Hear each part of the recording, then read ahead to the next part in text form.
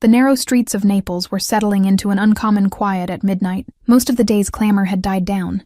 Only distant Vespa engines and the whisper of the Tyrrhenian Sea in the harbor far below hinted that the city was still alive. In a small cafe tucked on a cobbled alley near the old Spanish Quarter, Elena Bianchi stacked the last of the wooden chairs upside down on the tables. All evening, the scent of espresso had seeped into her skin. Now it mingled with the faint salt breeze coming through the propped-open door. Elena pushed a stray lock of dark hair behind her ear, her fingers a little unsteady from a long day's work. The sign on the front, Café Bianchi, named after her late father, was already switched off, and the warm glow of the inside lights pooled onto the shiny cobblestones just beyond the threshold. It was past closing time, but she lingered as she always did, wiping down the mahogany counter meticulously. Each cup and saucer was dried and placed back on the shelf with care. This cafe was more than just her livelihood, it was her family's legacy. Since her papa's death 5 years ago, Elena had poured her heart into keeping his dream alive. The neighborhood regulars said her coffee had soul, that it could cure the worst of days. She would always smile and wave off the compliment, but in truth, she poured all her quiet passion into every cup. It was, in a way, all she had left of him. Outside, a light rain began to fall, tapping softly against the awning. Elena stepped to the doorway and sighed at the sight of the drizzle, wondering if she should wait it out a few minutes before walking home. Naples' weather was fickle in autumn. Clear, starry nights often gave way to sudden showers. She inhaled deeply. The petrichor mixing with the aroma of coffee was comforting, familiar. Just as she turned to fetch her umbrella from behind the counter, the bell above the cafe door jingled unexpectedly. Elena's heart skipped. She was certain she had locked the door after the last customer left, yet now it stood partially open, a gust of cool, rain-scented wind preceding 2 men who stepped inside. Elena straightened, clutching her cleaning rag nervously. "Mi dispiace, we're closed," she said softly, trying to keep her voice steady. The first man through the door was tall and broad-shouldered, wearing a charcoal gray suit that looked tailored to fit the lean muscle beneath. Rain glistened in his raven-black hair. His face was arrestingly handsome, but hardened, as if carved from stone. High cheekbones, a strong Roman nose, a sharp jaw shadowed by a day's stubble. He paused just inside, dark eyes sweeping over the empty cafe with a keen alertness that made Elena instinctively hold her breath. Behind him loomed another figure, equally imposing in size, though with more brute bulk. This second man had the air of a bodyguard, his eyes hidden behind tinted glasses even at this hour, a bulge under his jacket hinting at a weapon. He shut the door and stood in front of it, wordless and impassive, his stance making it clear that he wasn't planning to leave just because she had said they were closed. The man in the suit ignored her polite protest about closing and walked slowly toward the counter. His footsteps echoed softly on the tiled floor. Elena's mind raced. The late hour, the locked door somehow breached. The guard, everything about this felt wrong, dangerous. She subtly reached her hand under the counter where a heavy cast-iron tamp, used for pressing espresso grounds, lay. Her father's old advice echoed in her head. Always keep something within reach, just in case.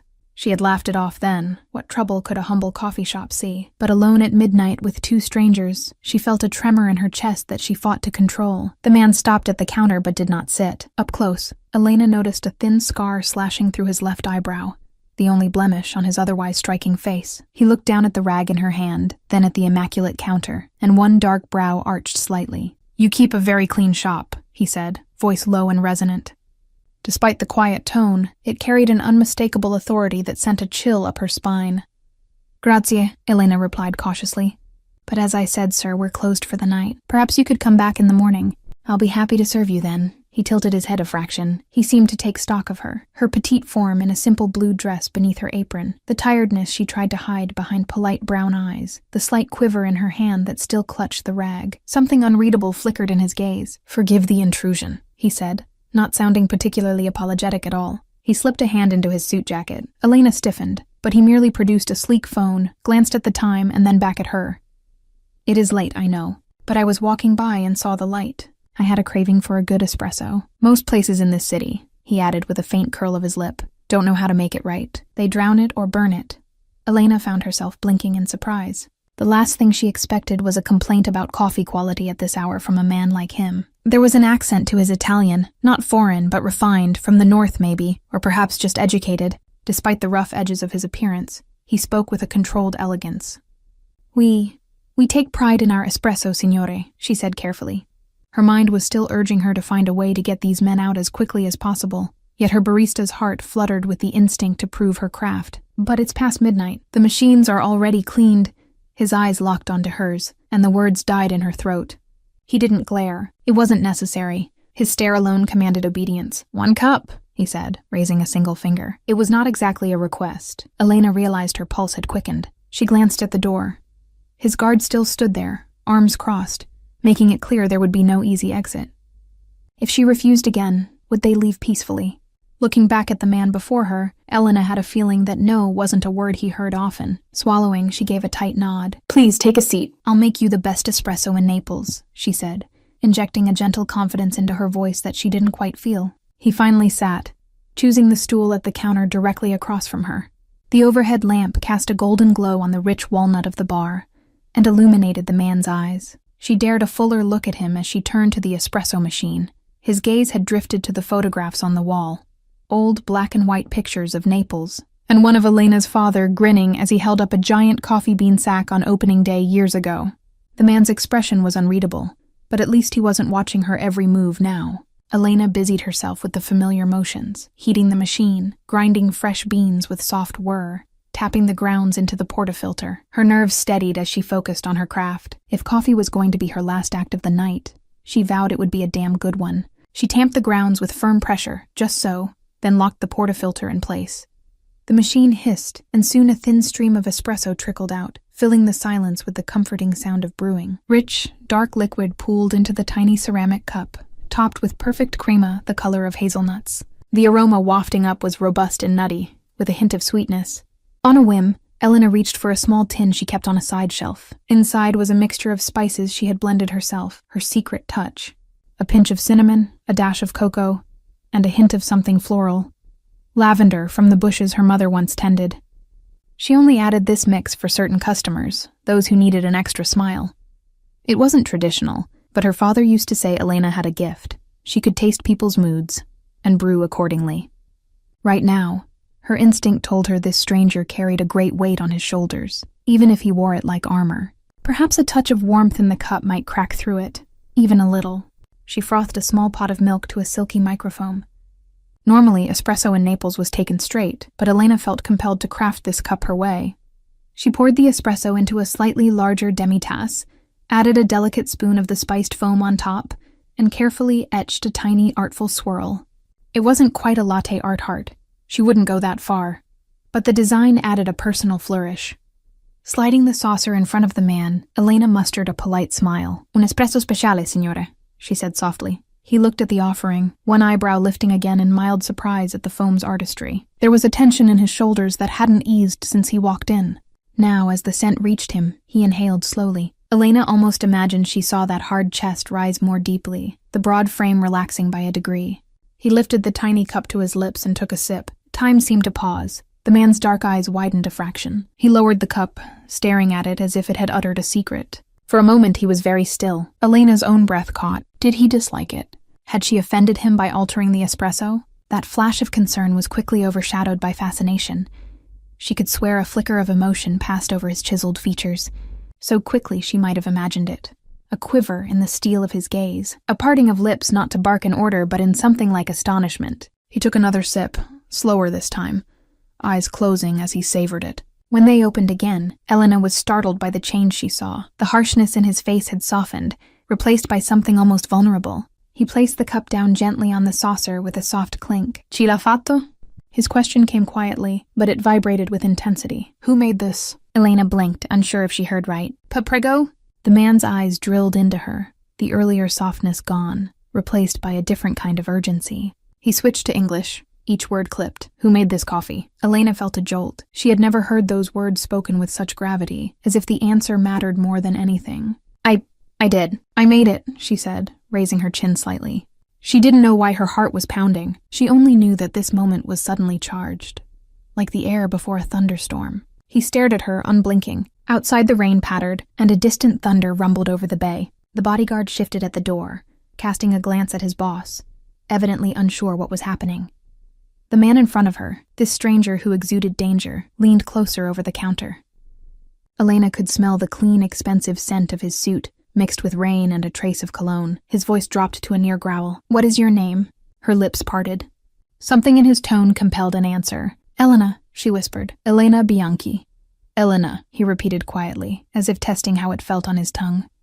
The way he said her name sent a strange warmth through her, and she hated that it did. She should be terrified. He still hadn't even introduced himself, yet here he was in the dead of night acting as if she were the one who had caught him by surprise. Finally, he straightened a little. There was a new glint in his eye, a decision made. I will ask you only once, Elena, he said. Did you truly make this coffee yourself? She nodded, confusion knitting her brow. Yes, of course. There's no one else here. He studied her another second, then nodded as if confirming something to himself. A faint smile ghosted across his lips, but it wasn't entirely a pleasant one. It held a predatory satisfaction. Bene. Before Elena could react, he reached into his jacket again. This time her hand tightened on the heavy metal tamper beneath the counter. But the object he drew out was a money clip, thick with large euro notes. He peeled off several 100-euro bills and placed them on the counter, next to the espresso cup. Her eyes widened. Signore, that's far too much. He lifted a hand to silence her protest. Consider it payment for the coffee, and for your time tonight. He glanced toward the guard by the door and gave a slight nod. The bodyguard locked the door with a decisive click and drew down the shades over the glass. Elena's throat went dry. She looked from the drawn shades to the man before her. Her instincts screamed that whatever was happening now was far beyond an ordinary late-night coffee. My what time, sir? He pocketed the money clip and then fixed her with that dark, commanding stare. You are closing the cafe, see? You won't be open again until morning. She nodded dumbly. Good. You are coming with me. The words were calm, almost gentle, but they hit her like a physical blow. Elena took a step back, her hip bumping into the counter behind her. What? I can't just leave with you. Who even are you? His jaw tightened slightly, as if he wasn't used to being questioned. He hesitated a moment, then gave a small incline of his head. My name is Dante Moretti. He said it quietly, yet there was weight behind those words, as if she should recognize them. Elena's eyes widened further. The name did ring the faintest bell, whispers she'd heard from some customers who spoke in low tones about local figures, or in news headlines half remembered. The Moretti family? Something to do with business, shipping maybe? But there were darker rumors too, ones that trailed off whenever she approached. She felt a chill of recognition and denial. This couldn't be happening. Perhaps this was some misunderstanding. Signor Moretti, she began, trying to steady her voice. I appreciate your patronage, but I can't possibly go anywhere with you tonight. It's very late and I have to get home. He moved with startling swiftness. One moment he was standing calmly. The next he had rounded the counter and was right in front of her. Elena pressed back against the counter's edge as Dante Moretti loomed over her. He didn't touch her, but he was close enough that she felt the gentle warmth radiating from his body, saw the rainwater still beating on the broad shoulders of his suit. She had to tilt her head up to meet his gaze, and found herself trapped in the intensity of those dark eyes. Elena, he said, and her name in his mouth was a quiet storm. I never take no for an answer. He lifted a hand, and Elena flinched, but he merely brushed his thumb across his bottom lip thoughtfully, as if considering something. The slight movement drew her attention to his mouth, and she felt her cheeks heat at the inappropriate thought that his lips were surprisingly full, almost soft, in contrast to the hardness of his voice. He continued, each word deliberate. You asked who I am? I am a man who gets what he wants. And right now, I want you. Elena's heart thundered so loudly she was sure he could hear it. This had spiraled far beyond a strange coffee encounter. Every instinct told her this man, this mafia boss, she realized with dawning horror, was used to controlling people like pieces on a chessboard. She was just a barista who'd made him a good coffee. Too good. Her thoughts flailed for a way out. Please, signore. I have family who will worry if lies do not suit you, he interrupted coolly. I know you live alone. No husband, no boyfriend, not even a roommate. At her shocked expression, he added almost apologetically, I make it my business to know things. Your routine, your quiet life, it's all remarkably ordinary. His eyes narrowed slightly. Except for this talent of yours. Elena's mouth went dry. Had he been watching her? How could he know so much already? A spark of anger mingled with her fear. Have you been spying on me? She demanded, a tremor in her voice. He almost smiled at her defiance. Not personally, but I have many eyes in this city. One of my associates frequents your cafe. He mentioned a young woman who makes the best coffee in Naples, perhaps in all of Italy. I admit I was curious. Dante's gaze fell to the empty cup on the counter. His voice grew quieter, as if confessing something even to himself. I didn't expect this. Elena followed his eyes to the cup. That tiny bit of foam left in it bore the faint remnants of the swirl she'd drawn. Such a small thing, and yet it had clearly struck a chord in this man. He turned back to her, and the vulnerability she thought she'd seen was gone, replaced by steely resolve. You have a gift, Elena. One I intend to keep close. Before she could protest again, he gently, almost courteously, placed his hand at the small of her back. The contact was firm but not rough, guiding her away from the counter. Elena was too stunned to fight immediately. The heat of his palm through her thin dress sent an involuntary shiver through her. "Wait, what about my cafe? I can't just leave it," she managed, her voice wobbling between panic and disbelief. Dante nodded to his bodyguard, who promptly moved to turn off the remaining lights and double-check the lock. Dante's lips curved in a shadow of a smirk. "It will still be here in the morning. I'll have someone secure it." He was already steering her towards the back door now, the one she used for deliveries, perhaps to avoid any onlookers on the street. Elena's mind raced. This was happening too fast. "This is crazy," she whispered, planting her feet as they reached the back hallway.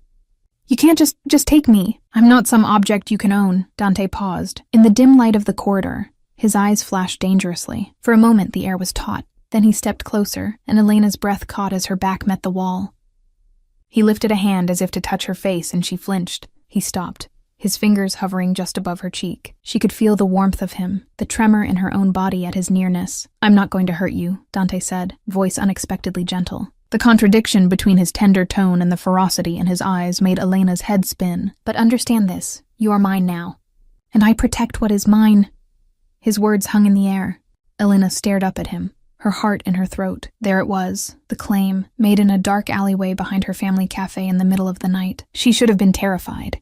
Part of her was. Yet there was something else, too. A dangerous thrill, as if an invisible thread had just tethered her to this man's fate, binding her life to his in that moment. Dante stepped back slightly, giving her room to breathe, though his hand remained at her back. With his other hand, he took off his suit jacket and, in a surprising gesture, draped it around Elena's shoulders. The warmth and weight of it was comforting against the chill of the night and the shock coursing through her. It smelled of him, expensive cologne with a hint of smoke and the rain. "You'll catch a cold," he said quietly by way of explanation. The consideration in that small act left Elena momentarily speechless. His bodyguard opened the back exit, and the night air rushed in, cool and laced with the scent of wet stone. Dante began to guide her out. Elena's eyes darted around the empty alley behind the cafe, searching for any savior in the shadows. But there was only the sleek black sedan now idling there. Heart pounding, Elena realized there would be no rescue, no knight in shining armor appearing in the rain. Only this dark stranger claiming her with the soft thread of protection. Gathering the last shreds of her courage, Elena turned to Dante, meeting his gaze directly even as he led her to the open car door. "You may force me to go with you," she said, her voice unsteady but determined, "but you can't control me. I'm not afraid of you." A lie. She was terrified. But in that moment, she refused to cower. If she was stepping into the lion's den, she would not do it on her knees. Dante's eyes widened ever so slightly, as if surprised by her boldness. Then a true smile curled his lips, brief, wolfish, and approving. "Brave," he murmured. "You should be afraid, Elena. You have no idea what world you've just stepped into." With that, and with a final, gentle press of his hand, he helped her into the car. As the door shut and Dante Moretti slid in beside her, Elena clutched the lapels of his jacket around herself, heart thrumming with dread and a curious, unwelcome anticipation. The car pulled away into the night, leaving the quiet cafe and the spilled light on wet cobblestones far behind. And as the city streets blurred past, Elena could only wonder what exactly she had awakened in this man with one simple cup of coffee, and what price she would pay for it. The drive through the night was surreal. Elena sat rigid in the leather seat of the sedan, Dante's jacket still draped around her like a protective cloak. The car's interior smelled of rich leather and a faint trace of his cologne. Dante sat beside her, silent and pensive, the occasional passing street lamp casting fleeting light across his sharp profile. The bodyguard drove, eyes on the road, saying nothing. Elena's mind churned.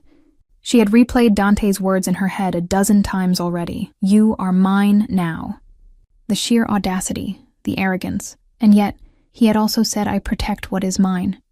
What did that mean for her? Was she a captive, a pawn in some game she didn't understand? Or was she under his twisted version of protection because of some coffee-induced whim? The car wove through Naples' curving streets, climbing gradually into the hills overlooking the bay.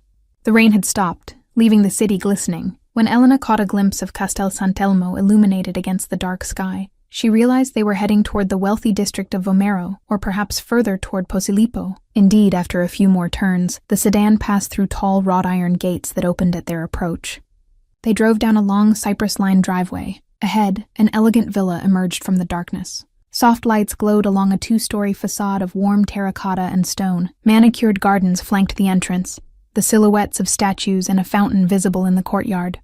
It was the kind of home Elena had only ever seen in magazines or on rare walks through upscale neighborhoods, a place of luxury and old money, far removed from her cozy, worn little cafe. The car stopped under a portico. Almost immediately, 2 men in dark suits approached. One opened Elena's door, startling her. Dante was already out on his side, issuing quiet orders to another man who had appeared, a lean fellow with graying hair, perhaps the steward or butler of the house. She heard Dante's low voice. "Tell Marco to put 2 men on the cafe tonight. No one goes in or out. In the morning, have someone notify her customers that the shop is closed until further notice." Elena's stomach clenched. He truly had thought of everything, moving pieces to ensure her world outside was paused. As Elena emerged from the car, clutching Dante's jacket around her, he was at her side in an instant. One large hand settled at her elbow, not harshly but with possessive guidance. She resisted the urge to pull away. There were too many strangers around, all of them eyeing her with curiosity or suspicion. "Come," Dante said softly. He led her up the stone steps.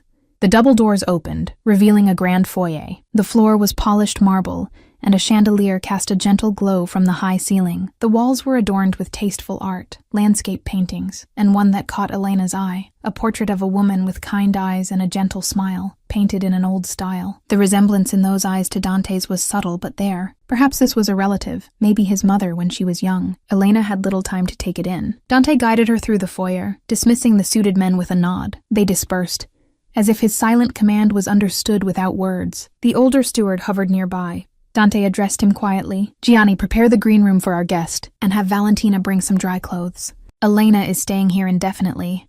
Indefinitely. The word rang in Elena's ears like a bell of doom.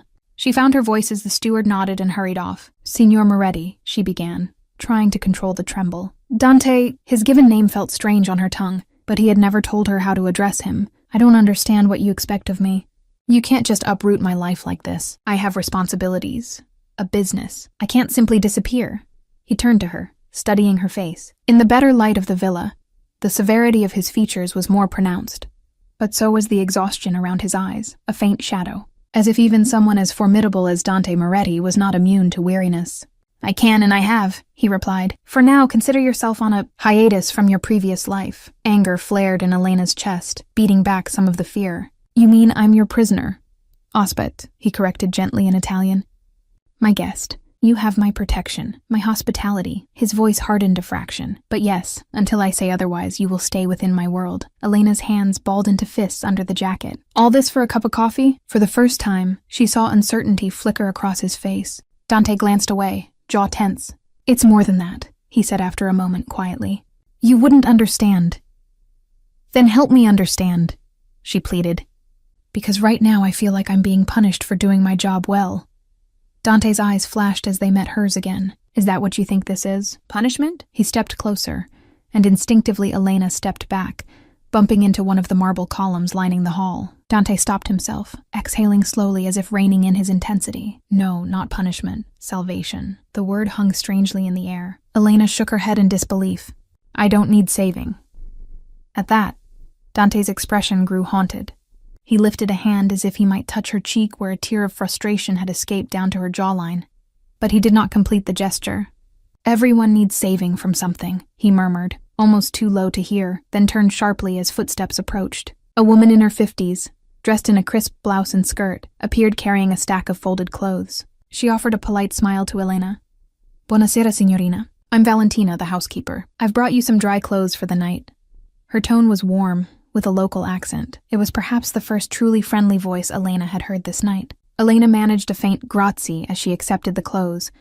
A soft cotton sweater and drawstring lounge pants, clearly new or impeccably kept. Dante nodded to Valentina. "Thank you.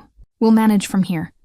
He then beckoned Elena to follow. Clutching the spare clothes, Elena trailed him up a wide staircase with wrought iron railings. Her legs felt leaden, the adrenaline of earlier slowly giving way to exhaustion. At the top, they walked down a long hallway lit by low wall sconces. He stopped before a door at the far end and pushed it open to reveal a spacious bedroom suite. The decor was elegant, cream-colored walls with gold accents, a king-sized bed with an ornate headboard, heavy drapes that probably concealed a balcony and a view of the city. The green room, as he'd called it, had touches of sage and emerald in the upholstery, and a vase of fresh white lilies on a writing desk in the corner. Elena stepped in warily. It was more luxurious than any hotel she could dream of staying in, and certainly worlds apart from her modest apartment above the cafe. The carpet was thick enough that her feet sank slightly. She felt as though she were walking into a movie, not her life. Dante hovered in the doorway, one hand on the handle. "You'll sleep here. My room is next door." He inclined his head toward the adjacent wall. "If you need anything. Johnny or Valentina can also be summoned if you press that button." He indicated a small panel by the bed. Elena set the clothes on the bed, her fingers brushing the soft duvet. She turned to face him, crossing her arms to hide their tremble. "And what if I need to leave? To go home?" His face hardened slightly. "You already asked, and I already answered. You're not leaving, Elena."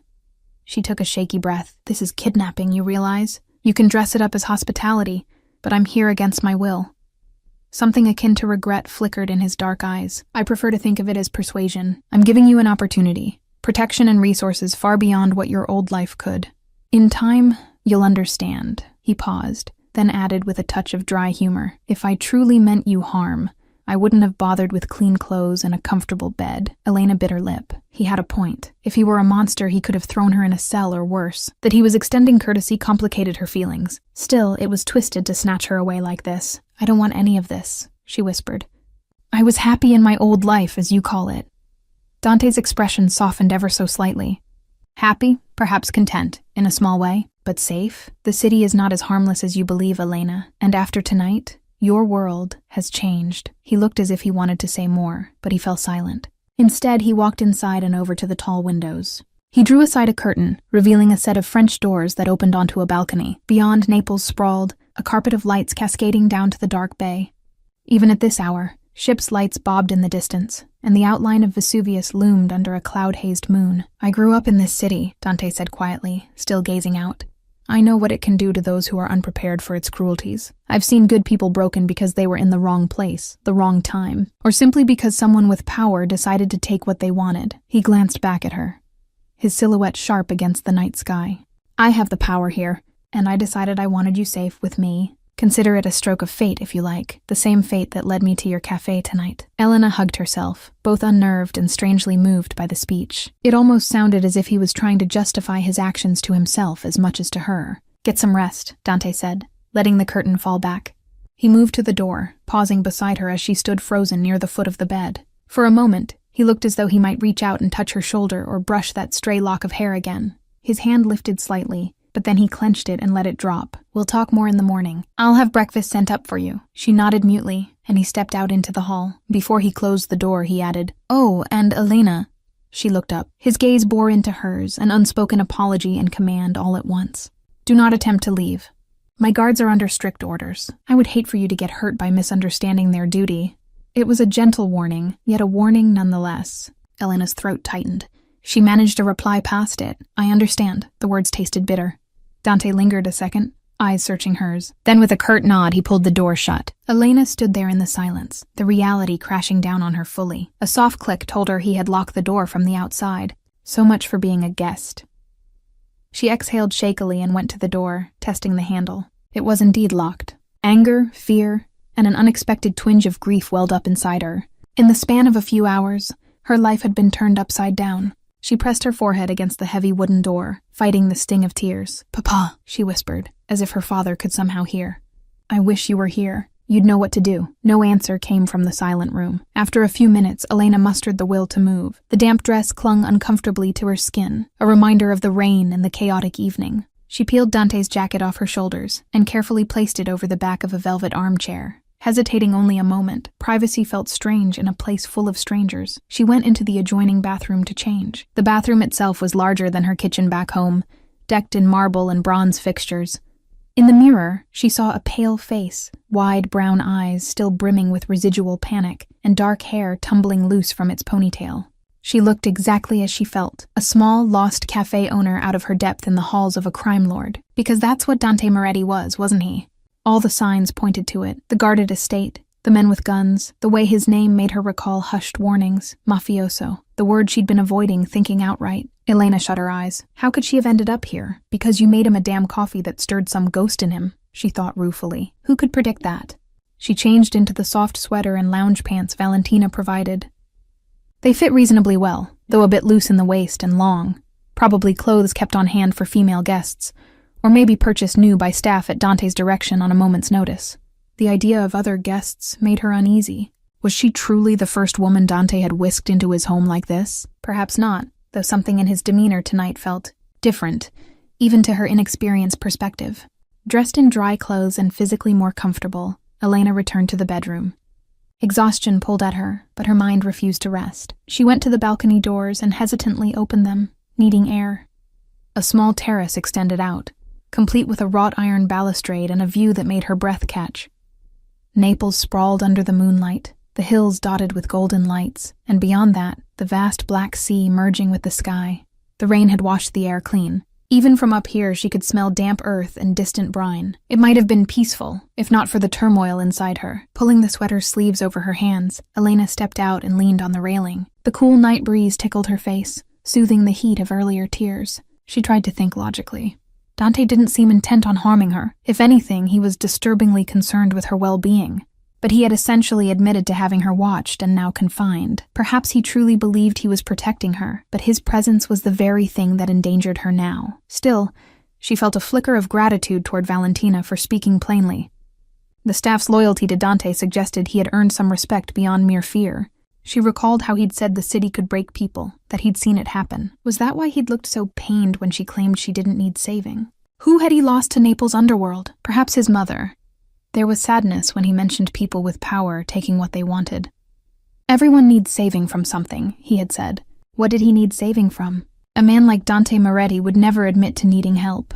But in her brief glimpses, Elena had sensed grief and loneliness under his granite exterior. The way his expression changed tasting her coffee, it was as if she had given him back something precious he thought gone forever. The night air cooled her enough that she began to shiver. Hugging herself, Elena retreated back inside and closed the doors. Sleep, she told herself. Everything would make more sense in the morning.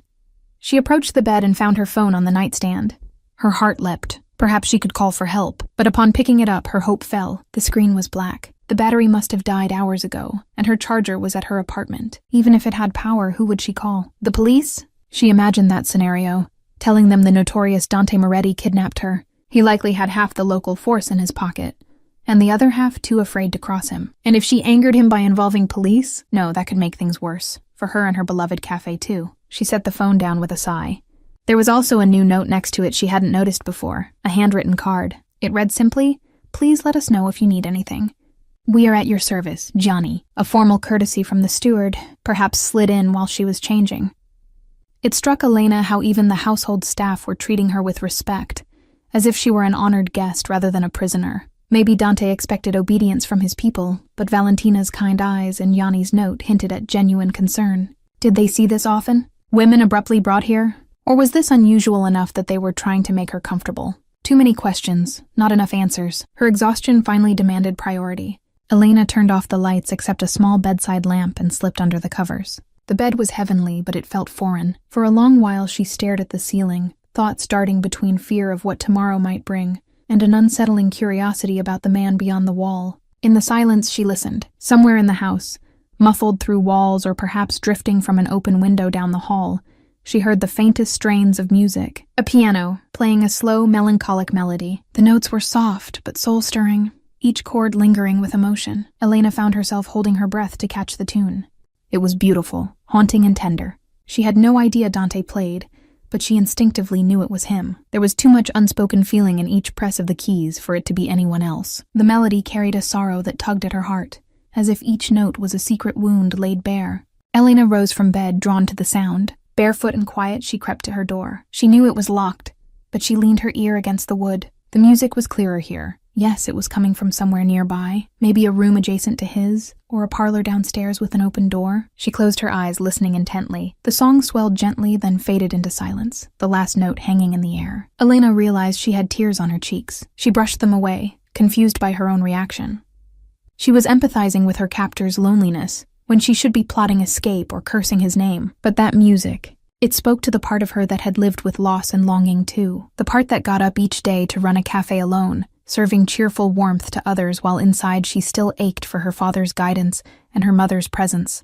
Perhaps Dante's soul was not so different, craving something it had lost, finding a sliver of it in a cup of coffee and a moment of connection. "Dante Moretti, who are you, really?" she whispered into the darkness. There was no answer, only quiet now. The piano did not resume. Eventually, Elena returned to bed. This time, fatigue and the emotional toll finally overcame her racing thoughts. As she drifted off, the image of Dante's eyes after he tasted her coffee floated in her mind, how they had softened, unguarded for just an instant. It was that glimpse of a man beneath the Mafia boss that stayed with her as sleep claimed her at last. Morning light filtered through the drapes when Elena awoke. For a moment, she didn't remember where she was. The bed's unfamiliar luxury, the high ceiling with crown molding, the distant sound of seagulls, none of it matched her little apartment above Cafe Bianchi. Then reality settled like a stone in her stomach. Dante Moretti's villa. The events of the night rushed back in an overwhelming tide. She sat up slowly, rubbing her eyes. Someone had drawn the curtains partly, letting in a soft glow. It must have been Valentina or another staff member, perhaps thinking it would help her wake naturally. On the nightstand, where she left her dead phone, now lay a charger plugged into an outlet. It was a thoughtful gesture that surprised her. They must have fetched one compatible with her phone model. Elena reached for the phone and connected it. As it powered up, a knock sounded at the door. 2 polite raps. She tensed. Yes? Valentina's voice came from the other side. Signorina Elena, may I enter? Elena glanced down at herself. She was still wearing the sweater and lounge pants from last night, having been too tired to change into anything else to sleep. At least she was decent. Come in, she answered. Valentina slipped inside carrying a tray. The scent of fresh coffee and baked bread wafted in with her, and Elena's stomach rumbled, reminding her she hadn't eaten since a quick sandwich during her shift yesterday. Buongiorno, Valentina greeted with a motherly smile. She set the breakfast tray on a small table by the window. I hope you slept well. I've brought some breakfast, cappuccino, cornetto, fruit. If you need anything else, just ring, dear. Elena mustered a small smile in return. The housekeeper's kindness made her chest ache with homesickness for the ordinary morning routines she'd lost. Grazie, this is more than enough. It smells wonderful, Valentina nodded, smoothing a hand over the tray almost affectionately. The signore thought you might appreciate something light in the morning. He mentioned you often skipped proper meals at your cafe, too busy taking care of others. There was a gentle chiding in the older woman's tone, as if she'd taken on the role of concerned aunt. Elena blinked. Dante knew even that detail about her habits. How deeply had he looked into her life? The notion was unsettling. He also said to tell you he's occupied with work this morning, but he will see you at lunch, Valentina continued. In the meantime, you are free to explore the house or the gardens if you wish. There will be a guard at a respectful distance for your safety, or you may stay here and rest. Whatever you prefer. It was worded as if Elena truly were a guest with choices, though they both knew safety was a euphemism. Elena's gaze drifted to the door, unlocked now presumably if Valentina had entered. Could she walk right out? Likely not beyond the estate's walls, but inside, it seemed Dante wasn't keeping her under literal lock and key, at least not in daylight. Elena inhaled the coffee's aroma. Normally she would have savored making her own, but the situation being what it was, she welcomed the comfort. She rose and moved to the table, noticing a vase of fresh wildflowers beside the tray that hadn't been there last night. Blue lavender sprigs among them, giving off a faint sweet scent. It made her think of the pinch she'd added to Dante's coffee, and she wondered if this was coincidence or someone's intentional touch. Valentina, she asked softly as she sat down, how long have you worked for Signor Moretti? The housekeeper tilted her head, perhaps surprised by the question. Oh, me, nearly 20 years. I served his father before him, and young Dante, well, not so young now, but I remember him as a boy running through these halls. Elena tried to picture that stern man as a child. It was difficult, but if anyone would know, it was someone who'd watched him grow up. He must have been different then, she ventured, curiosity slipping out. Valentina gave a cautious smile. He was a lively boy, full of laughter. His mother had a way of making the villa feel like a real home, even though his father's business cast long shadows. After she passed, things changed, so his mother was gone. Elena felt a pang of empathy. That's terrible, she murmured. He must have loved her very much. Oh, signorina, she was his light. Valentina's eyes turned wistful. Dante was only in his late teens when she fell ill, cancer. It took her quickly. I don't think he ever fully recovered from the loss. He changed overnight, became more serious, driven. And when that tragedy happened, Dante had to grow up even faster. Elena sipped her cappuccino, hanging on Valentina's every word. No one had explained anything about Dante's past to her. Perhaps they assumed she knew, or simply didn't dare speak of it. But Valentina seemed to trust Elena's gentle prompting. What happened to his father? She asked carefully. The housekeeper's face tightened, as if recalling a painful memory. Don Alberto, Signor Moretti's father, was killed. An ambush about 6 years ago. It was very violent, very sudden. Dante was just 25. He barely escaped the same fate and, well, overnight he found himself head of the family business. Though she phrased it delicately, Elena understood the implications. Head of the family business, at 25 after an ambush, this was Mafia talk. Her cappuccino suddenly tasted bitter. So Dante became a Mafia boss by inheritance and blood, forged in violence. Valentina noticed her troubled silence. The older woman covered Elena's hand with her own briefly, a comforting gesture. He has had to be hard, Kara, but I want you to know he is not a cruel man. Not to those who show loyalty and kindness. He's done some good for the people here, though you won't hear it openly. Many of the locals have food on their tables because of him. But yes, he carries great burdens. Elena swallowed the lump in her throat. She wasn't sure why it mattered to her that Dante might have a softer side. He was still effectively holding her captive. Yet hearing about his mother and father ignited her compassion. She knew the pain of losing family too, albeit under different circumstances. Still, could any of that justify what he was doing now? I don't really know why I'm here, Valentina, Elena admitted softly.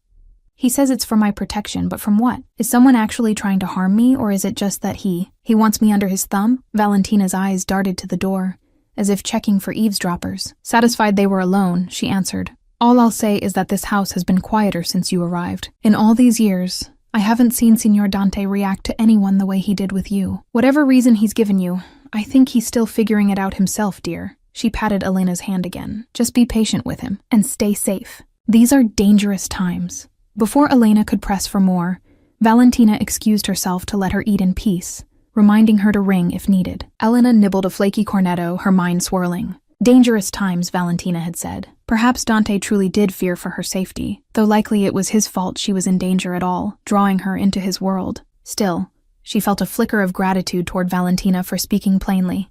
The staff's loyalty to Dante suggested he had earned some respect beyond mere fear. After breakfast, Elena decided she couldn't bear sitting idle with her thoughts. If she was allowed to roam the house and gardens, with a watchdog no doubt, perhaps she might learn something useful, or even find a chance to slip away. She dressed in the same clothes as last night, as she had nothing else. They were clean enough. Dante's jacket still hung on the chair. She touched the fine fabric, debating whether to carry it with her. Ultimately, she left it. Wearing it felt too much like accepting his protection. Steeling herself, Elena stepped into the hall. As expected, a man in a suit stood not far from her door, pretending to examine a painting. He snapped to attention when he noticed her, giving a respectful nod. "Buongiorno, signorina Bianchi. My name is Luca. I am to escort you wherever you wish to go." She studied him. He was younger than the knight's bodyguard, perhaps in his early 30s, with a lean build and a vaguely friendly face. Still, a gun bulge under his jacket was evident. "Buongiorno, Luca," she replied, trying to muster confidence. "I'd like to see the gardens if that's all right." "Of course. This way." He walked a pace behind her as she descended the stairs. Sunlight poured through high windows into the foyer. The villa felt less intimidating by day, though no less opulent. They passed by the living areas. Elena caught a glimpse of a grand piano in one salon, and wondered if it was where Dante played last night. The keys would know his secrets, she mused. Outside, the garden stretched behind the villa in a series of terraces. Gravel paths meandered through rose bushes, lemon trees heavy with fruit, and ivy-draped pergolas. Elena took a deep breath of the late morning air. The rain had freshened everything, and droplets glittered on petals and leaves. It would have been beautiful, peaceful, if not for the man shadowing her and the knowledge of unseen armed eyes likely watching from a distance. She wandered slowly, Luca maintaining a discreet distance of a few steps. At one point, by a fountain of a marble nymph pouring water from an urn, she paused and turned to him. "It's all right, you know. I'm not going to jump the wall and run off." Luca gave a slight smile, almost apologetic. "My orders are to ensure your safety, signorina. Not to restrict you, but to watch for any outside threats as well." "Outside threats," she echoed, shaking her head. "So there really are people I need protection from because of Signor Moretti's interest in me?" Luca's expression remained carefully neutral. "It's possible. The Moretti family has enemies. We can't be too careful. The Signore doesn't want any harm coming to you." Elena sighed and sat on a stone bench beneath an olive tree. She looked at Luca again, deciding straightforwardness might be best. "Be honest. Have others been brought here like this before? People who Dante wanted to keep safe?" He hesitated, then answered, "Not in my time working for him, no. This is a unique situation as far as I know." That was both relieving and worrisome. Dante acting out of character could mean he was unpredictable even to his own men. That unpredictability kept her at edge. Elena traced a finger over the bench's carved arm, feeling the rough, cool stone. She considered her next words. Luca, do you know about my father? About what happened to him? He looked uncertain, but polite. I only know what was in the initial background report. Your father died 5 years ago. A mugging gone wrong, I believe. A tragedy, mi dispiace. She nodded, the familiar pain nudging at her heart. Yes, they never caught who did it. He shifted on his feet. That has nothing to do with why you're here, if that's what you're wondering. She sighed. Elena hadn't truly thought it did. Her father's death had felt random, a wrong place, wrong time situation.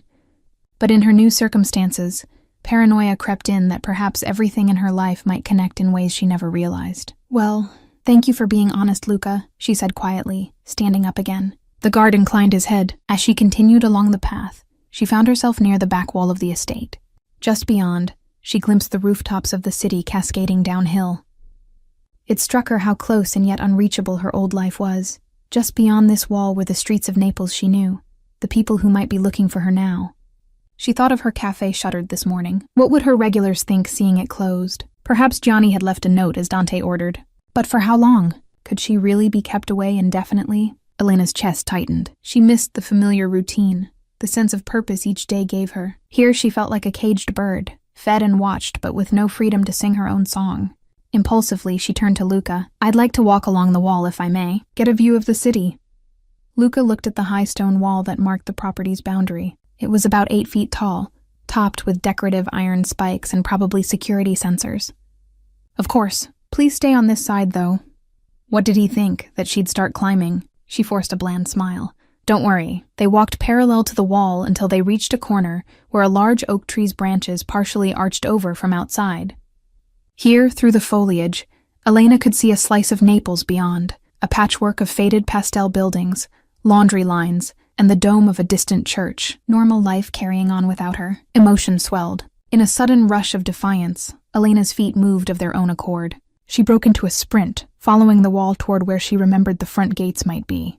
It was foolish. She knew it even as her legs pumped, but she had to try. Maybe, just maybe, she could slip out the gates or signal a passerby on the road beyond. The need for freedom, even a sliver of it, overpowered logic. Signorina! Luca shouted behind her, caught off guard. He cursed and gave chase. Elena's flats skidded on the gravel as she rounded a hedgerow. She spotted the wrought iron front gates about 30 meters ahead down the drive. They were closed, of course, and 2 men stood guard there, rifles slung over shoulders. They looked astonished as she came bolting toward them out of the garden like a frightened doe. Help! Elena cried out on instinct.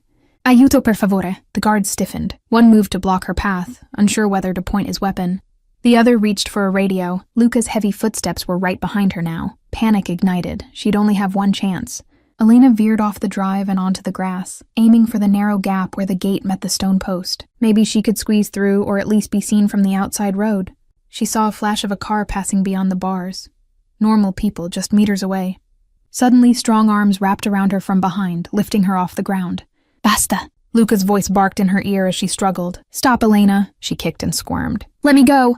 The men by the gate rushed over now, surrounding them. Elena! Another voice cut through her panic. Deep, laced with equal parts anger and concern. Dante. He strode down the drive, fury in every line of his body. The gate guards parted as he approached. Luca set Elena down but kept a firm grip on her wrist, as if she might bolt again. Elena's chest heaved. She realized tears of frustration had escaped her eyes. Dante's gaze flicked over her, then to Luca. Are you hurt? He asked Elena, surprising her that was his first question. No, she stammered, though her wrist ached where Luca held it and her heart felt ready to explode. Dante's jaw was granite. He nodded curtly to Luca, who finally released her and stepped back. I'm sorry, boss, Luca began, sounding nervous. She ran. I didn't expect... Dante silenced him with a raised hand, still breathing hard from his own dash. We will discuss this later. Go back to your post. Luca lowered his eyes and retreated a few paces, though Elena knew he'd still be watching. Now it was just Dante and Elena facing each other under the mid-morning sun, a few other guards hovering at a distance, awaiting their boss's cue. Dante's suit was immaculate as always, a deep navy today, but his hair was slightly mussed, as if he'd been raking a hand through it. The intensity of his glare pinned her in place. Elena was the first to speak, defiantly raising her chin even as her voice trembled. Are you going to drag me back inside like a prisoner then? A muscle in his cheek twitched. If I have to, he said, low and dangerous. She could feel her pulse throbbing in her throat. This is insane, Dante. You can't expect me to just stay here caged without even trying to get my freedom. You took me from my life. His eyes flashed. I told you it was for your own good. Maybe I don't want your version of good. She shot back, anger overcoming caution. Maybe I'd rather take my chances out there than be a pawn in whatever game you're playing. Dante stepped forward. Elena instinctively stepped back, but her heels hit the low edge of the driveway's curb and she stumbled. His hand darted out to steady her, gripping her elbow firmly. She tried to yank away, but he held on, not hurting, just preventing her escape. You think this is a game? Dante's voice was quiet, lethal. You have no idea what forces are at work, Elena. Last night, one of my warehouses was attacked on the docks by the Rinaldi clan. 2 of my men died. His eyes bored into hers, raw with anger and something else. Fear? That attack was meant for me. If I hadn't been elsewhere... He cut himself off, jaw clenched. Elena's heart skipped. Rinaldi clan. She vaguely recalled that name from news of Mafia skirmishes, but what struck her most was his implication. He'd been at her cafe instead of at the docks. If he had been there, he might have been the one killed. And if they knew he wasn't at the warehouse, would they try to find where he was? And with whom? Do you understand now? Dante continued, his voice rougher than she'd heard. By merely being near me, you could become a target. I won't let that happen. Elena's anger was tempered by a sliver of guilt and alarm. She hadn't known about the attack. Had his diversion to her cafe saved him? Possibly, but now... If Rinaldi operatives learned Dante spent the night away from his usual patterns, they could be searching for an unknown variable, her.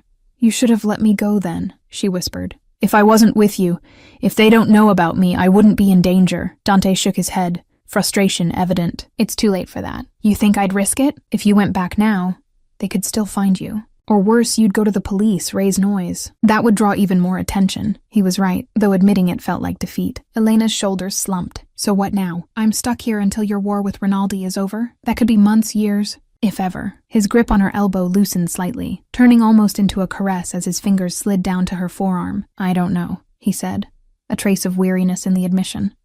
Maybe until I can ensure they believe you mean nothing to me. The way he said it implied the opposite, that she meant something. It sent a confusing flutter through her. Dante continued, voice softer. I'm sorry about your cafe. I know what it means to you. I'll compensate for any losses, I swear it. I can even have my people run it in your absence. No, Elena interjected, horrified at the thought. I don't want your people there. She searched for words. It's all I have of my family. I don't want it tainted with blood money. His eyes hardened at the phrase, but he inclined his head. As you wish. It will remain closed and untouched, under guard, so no one else tampers with it until you can return. And when will that be? She challenged. A muscle in his jaw shifted. He didn't answer immediately, which was answer enough. Elena looked away, out through the bars of the gate to freedom beyond. It felt hopeless. She was one small person caught between forces so much larger. Perhaps Dante truly believed he was protecting her, but his presence was the very thing that endangered her now. It was a cruel paradox. A warm touch on her chin made her flinch slightly, Dante gently turning her face back to him. His hand was gentle, thumb brushing her cheek in an unconscious soothing motion. The gesture froze them both. Elena's breath snagged at the intimate contact. Dante's eyes searched hers. I know you hate this, he said quietly. I know you may hate me, but please, trust that I am doing what I must to keep you alive. The plea in his tone disarmed her. She realized this was perhaps as close to begging as a man like Dante Moretti would ever come. It stirred an unwanted compassion in her chest. She swallowed hard. And what about living, Dante? Being alive isn't living if I have no say in my life. He slowly released her, looking oddly forlorn. I will try to give you more freedom here within limits. But I cannot let you go. Not yet. Before she could respond, he took her hand. Come, let's go inside. The gardens have lost their appeal for now. His grip was firm but not forceful as he led her back toward the villa. Elena walked in silence at his side, her emotions a jumble of lingering anger, reluctant understanding, and a strange warmth where his fingers wrapped around hers. As they passed through the foyer, Dante addressed the guards coolly. Double the watch on the perimeter.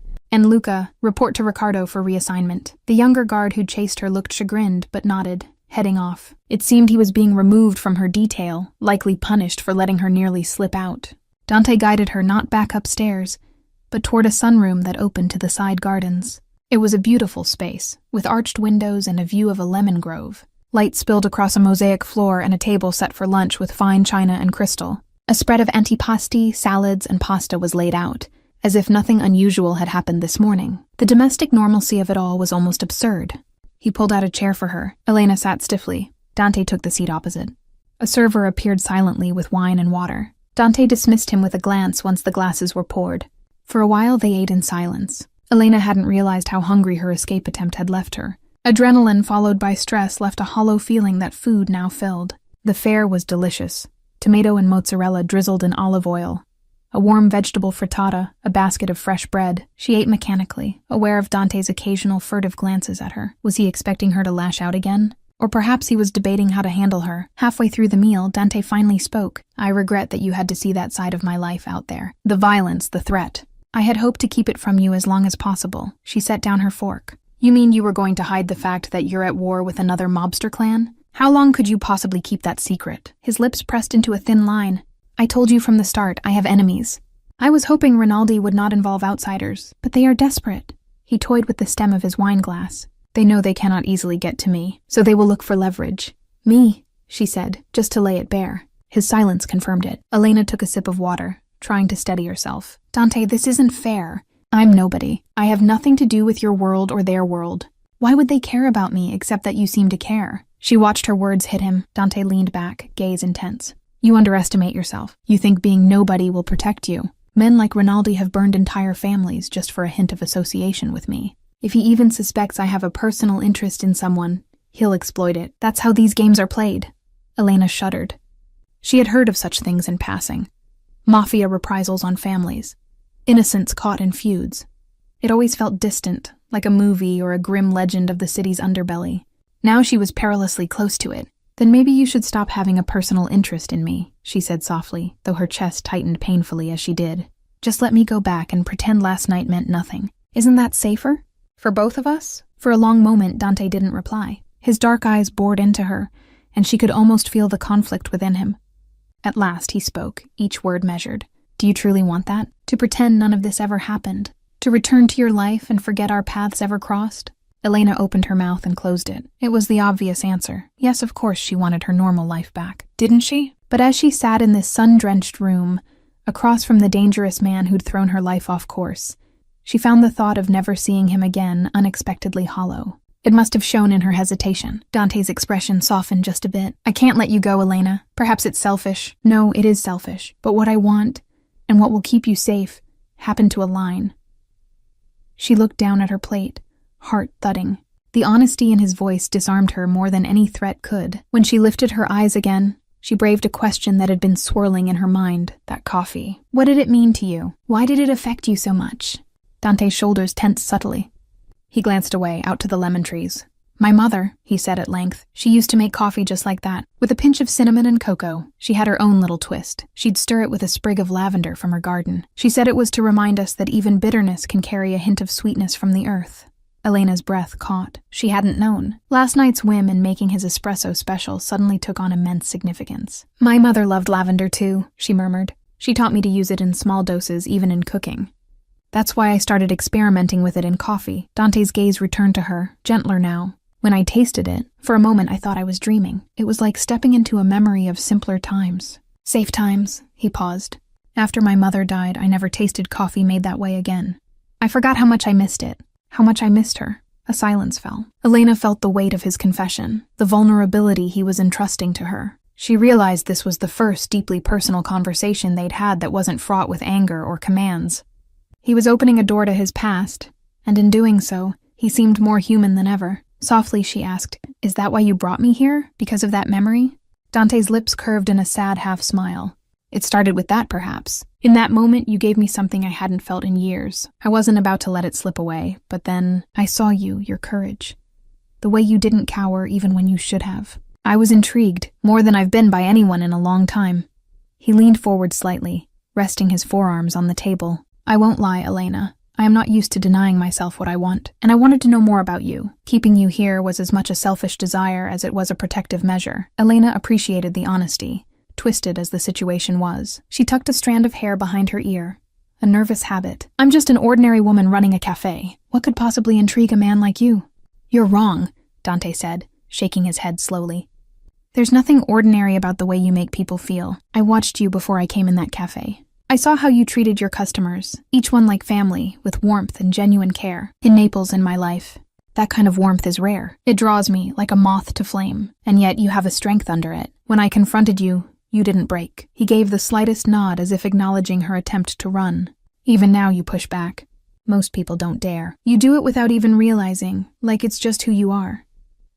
Elena felt heat rise to her cheeks at his words. She wasn't accustomed to such direct praise, especially from someone as intimidating as him.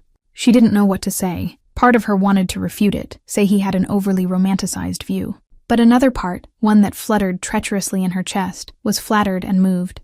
"Dante," she began quietly, "I can't pretend to fully understand you or this world of yours. And I'm still upset about how you handled things. But thank you for telling me the truth, at least." He inclined his head. "You deserve that much." She mustered a small smile. "And thank you for not hurting Luca. It wasn't his fault I ran." A wry glint appeared in Dante's eyes. He should have been quicker. "But no, I won't punish him harshly. I was more worried than angry, truth be told." "Worried?" she echoed. His fingers drummed on the table once. "I thought you might hurt yourself, or that a guard might overreact not realizing what was happening.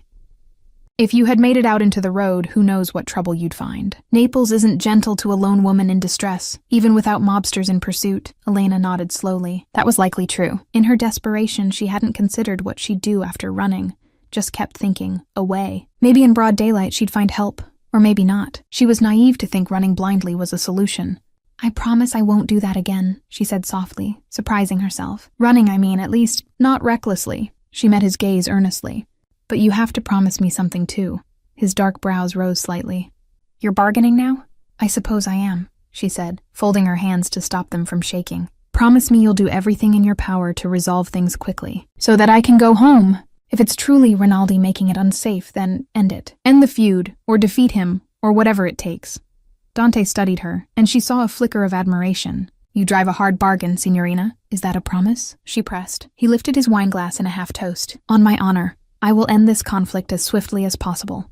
"I give you my word," Elena breathed out, tension easing a notch. It wasn't a guarantee of freedom soon, but it was something. Dante Moretti's word. She hoped it meant something.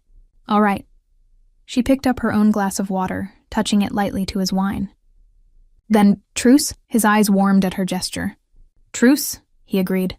They drank, sealing the moment. Outside, the sun dipped behind a cloud, casting shifting patterns on the floor. Elena felt the shift inside herself too, an understanding that while she was still a captive of circumstance, perhaps she and Dante had found a fragile common ground. As they finished lunch with considerably less tension, Elena caught herself almost relaxing. Dante recounted a brief, wry story of a mishap in the kitchen from his youth, trying to surprise his mother with coffee and nearly setting the stovetop on fire. She laughed softly, imagining a young Dante with an embarrassed scowl amidst smoke, and he seemed pleased to have coaxed laughter out of her. The surreal nature of her situation remained, but for the first time, Elena felt less alone in it. Dante wasn't just an imposing captor. He was a complicated man who had dragged her into his life, yes, but perhaps not into his heart. She wouldn't presume that, but certainly into his sphere in a way that mattered to him. And the strangest revelation was that he was now mattering to her as well, against all better judgment. A quiet knock at the archway interrupted the delicate atmosphere. It was Gianni, the steward, looking apologetic. "Signore, mi scusi. You asked to be informed. Niccolo Rinaldi is on the phone for you." At the name, Dante's face darkened instantly, the warmth draining and leaving the cold mask of the boss. Elena tensed, recognizing the rival's name. What could he want? Dante stood, his posture straight and commanding once more. "I'll take it in my office." He glanced at Elena. "Stay here. Enjoy the garden if you like." "I shouldn't be long," she nodded, trying to hide her anxiety. Dante left with Gianni, his stride purposeful, back into battle mode. Elena exhaled. That name, Rinaldi, brought back the danger of their reality. She silently prayed that Dante's promise to end the conflict swiftly would hold true, and in a corner of her heart, she admitted she prayed for his safety too. She walked to the arched windows, watching a pair of butterflies dance among the lemon blossoms outside.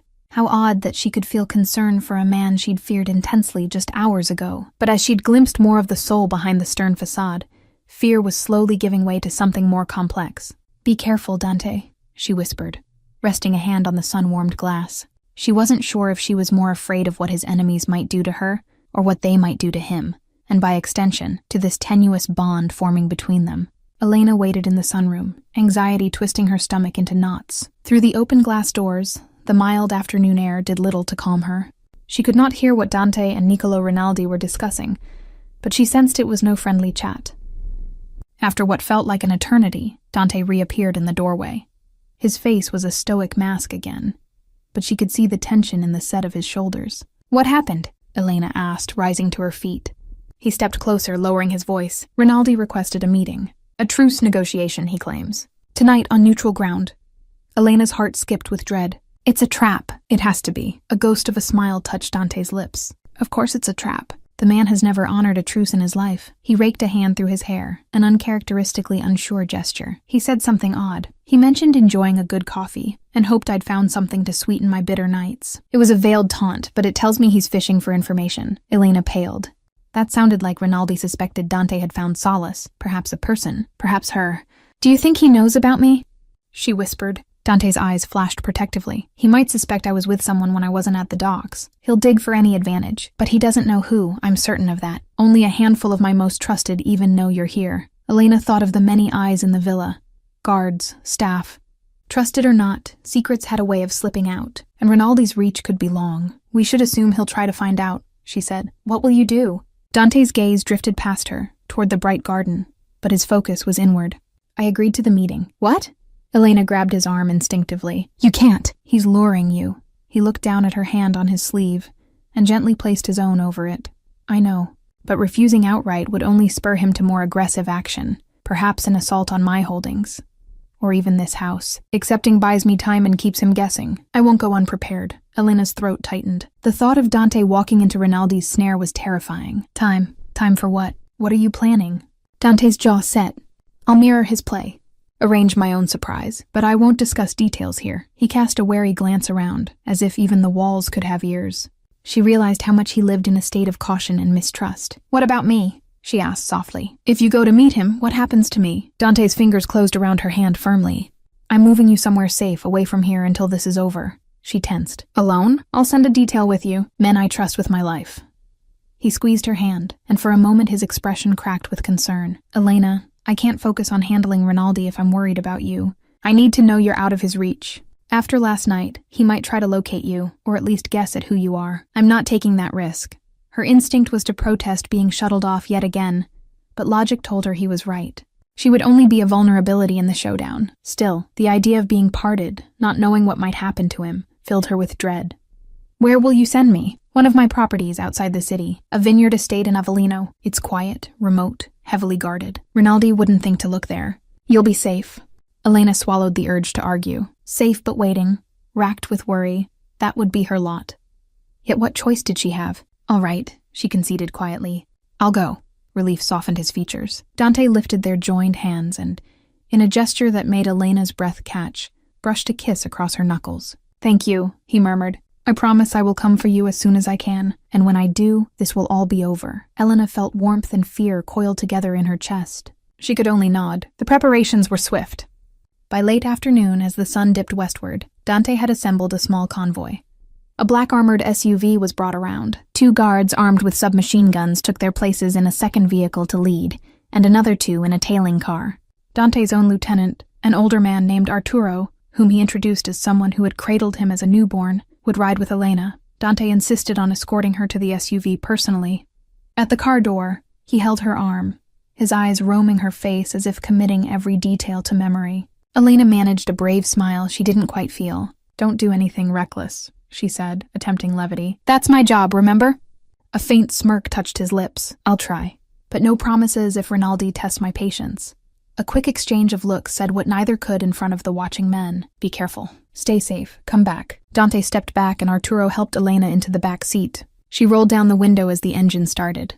Dante leaned in one more time. "I'll see you soon, Elena. Fidati di me. Trust me." "I do," she whispered, surprising herself that it was true. "And Dante, be careful." He nodded, and with a sharp rap on the roof, he signaled the driver. The convoy pulled away, gravel crunching under tires. Elena twisted to look back through the rear window. Dante stood in the drive, hands in pockets, watching until the cars disappeared through the gates. The countryside rolled by in a blur of green vineyards and golden light. Elena tried to calm her racing thoughts by focusing on the scenery.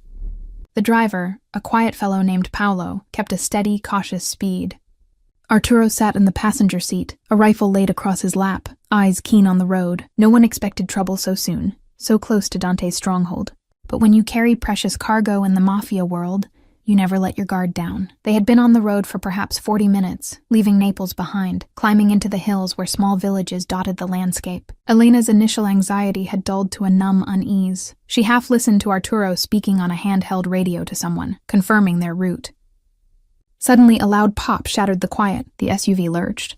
Elena gasped as her seatbelt tightened painfully. Paolo cursed, wrestling the wheel as the vehicle skidded. Another pop. Gunfire, Elena realized with horror. Not a tire blowout. The front windshield of the lead car spiderwebbed with a bullet impact. "Ambush! Down, Signorina!" Arturo shouted. He turned, shoving Elena's head low, just as a spray of bullets pelted the side of their SUV with metallic pings. The armored plating held, but the vehicle swerved violently as Paolo tried to accelerate out of the trap. Too late. An oncoming truck screeched to a halt, jackknifing to block the narrow road ahead.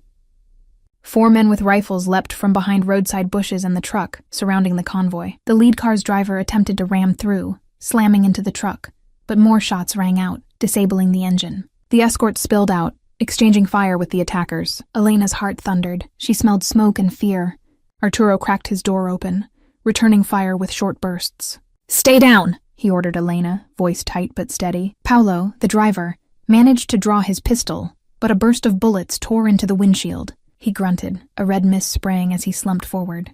Elena bit back a scream, clapping a hand over her mouth. Paolo's blood spattered her cheek and sweater. The horror of it froze her. The SUV's engine was still running. Arturo reached back and pushed Elena further down behind the front seats. "Whatever happens, don't move until it's over," he hissed. She nodded, tears welling, pressing herself against the floor. Her mind flashed to Dante. Had something happened back at the villa? How had Rinaldi's men known to intercept them here? There had to be a leak, a traitor. The firefight was intense but brief. The Moretti guards were outnumbered and caught off guard. Within minutes, she heard shouting outside in victory. A chilling silence fell except for the crackle of a small fire from the lead car's hood. A harsh voice called out, "Search for the woman! She's in the second car!" Elena's blood ran cold. She shrank into the footwell, desperate to become invisible. The SUV's back door was yanked open. Light flooded in. 2 men glared in, guns ready. One had a scar across his nose and a leering grin. "There you are," he sneered, spotting her. He grabbed her arm in a bruising grip and hauled her out. Elena fought, kicking his shin. "Let go," she cried. He backhanded her. Pain exploded at the corner of her mouth and she tasted blood. Dazed, she couldn't resist as he and another thug dragged her out onto the road. Her legs buckled at the sight. 2 of her escorts lay motionless on the asphalt. One twitched, groaning. Arturo, bleeding from a leg wound but alive. The other guard was eerily still, eyes open to the sky. The attackers were Rinaldi's men, no doubt. Rough-looking, armed to the teeth. One was tying up the surviving guard. Another, the scarred man's accomplice, ripped Arturo's radio from his hand and smashed it, then knocked him out with the rifle butt. Elena struggled in vain as the scarred man pinched her cheeks cruelly, turning her face side to side. "Pretty thing," he spat. "Worth quite a bounty. The boss will be pleased." She mustered her voice despite the throbbing pain of the slap. "Please, just let us go. You've got what you want, right?" "Me? There's no need to hurt anyone else." The man laughed, a coarse sound. "Hear that? She thinks we'll let them live." The other men chuckled darkly. Tears pricked Elena's eyes. They had killed Paolo. They might kill Arturo and the others too. All this blood because of her, because of Dante. She was so tired of death touching the people around her. "Enough!" barked another voice, calm but with underlying authority. A tall figure emerged from the truck. A man in a light summer suit, incongruous for a roadside ambush. He looked around 50, with silvering hair and cold, astute eyes. He did not carry a weapon openly, but the deference the others showed marked him as the one in charge. Elena recognized him from a photo that had been in a newspaper article about organized crime crackdowns. Niccolo Rinaldi.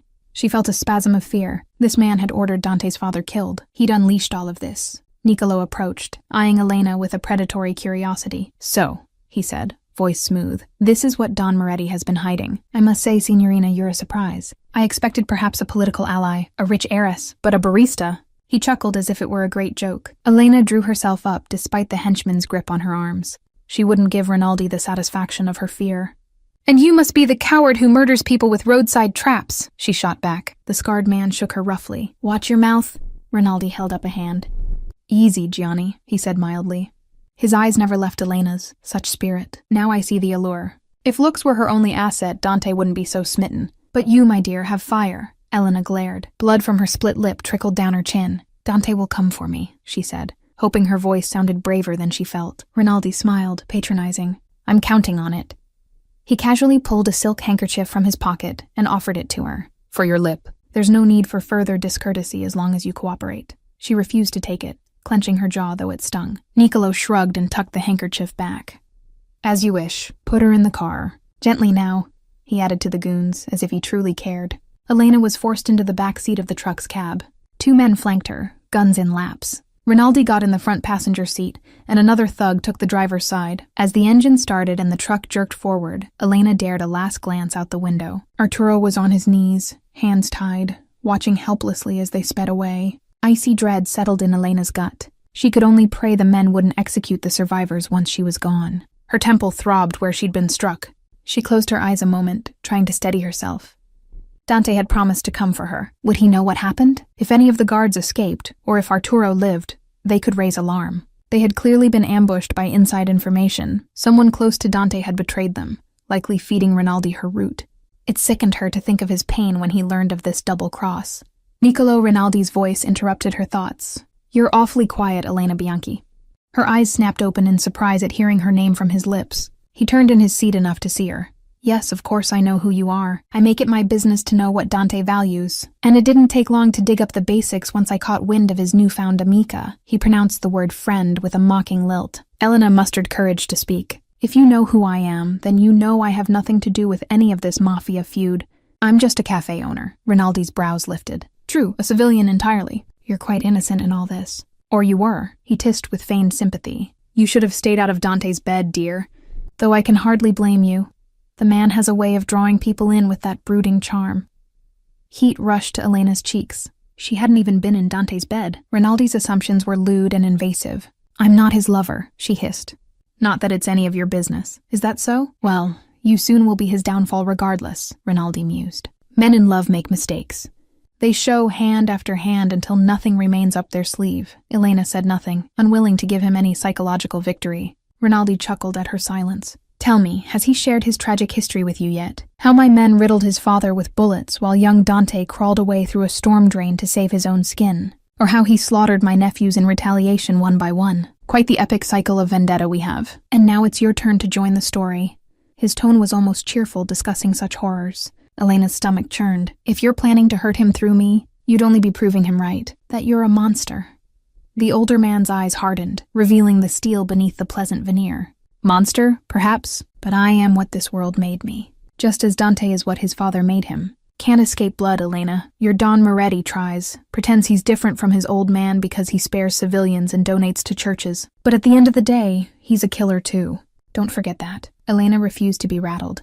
Dante is twice the man you are. He has honor. Rinaldi barked a laugh. Honor? How quaint. We'll see how honorable he remains when he's faced with a choice between that and you. His gaze turned pointed. Or haven't you wondered, dear, just why your papa died the way he did? Elena's heart froze mid-beat.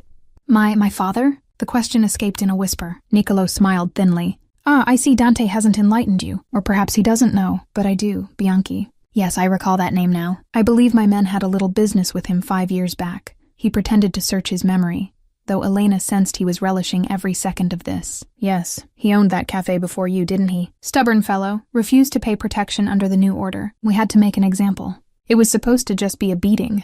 But these things go too far sometimes. He snapped his fingers. One knife between the ribs, that's all it took.